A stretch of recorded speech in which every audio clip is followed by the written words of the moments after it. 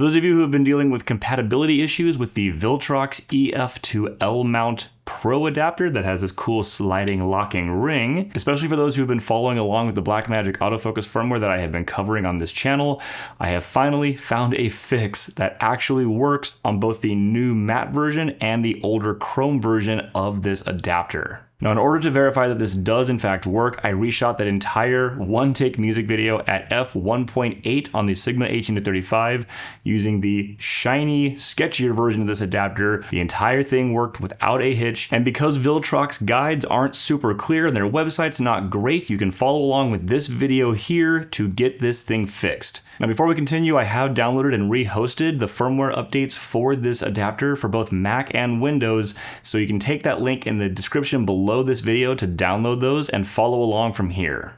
So what you're going to need is your Viltrox adapter. Either version works, a USB-C to C or a USB-A to C cable. Now, which kind of USB cable you use and which port you plug into might depend on your laptop. So I'm going to update mine right here with you and you can follow along. So we're going to plug the USB-C end of either cable directly into the Viltrox adapter, and the opposite end of the cable, be it USB-C or USB-A, directly into our computer or laptop. If you have a connectivity issue or it doesn't show up on your desktop, go ahead and switch it to a non-Thunderbolt port if you have one. Now, it's worth noting that Viltrox has not released a dedicated software for easily updating the firmware on their adapters, the same way they have released a software for updating the firmware on their lenses. So it's important that you follow the next steps in order. Now, when you plug the adapter in, it's going to show up on your computer like you're plugging in a thumb drive or an external hard drive. Now, when you open the adapter as a drive on your computer, all you're going to see in there is a file that basically verifies which firmware is currently on your adapter. Leaving this window open, go ahead and extract one of the firmware file packages that I've uploaded for you to download. In this instance, we're using firmware 2.4 as it's the most recent one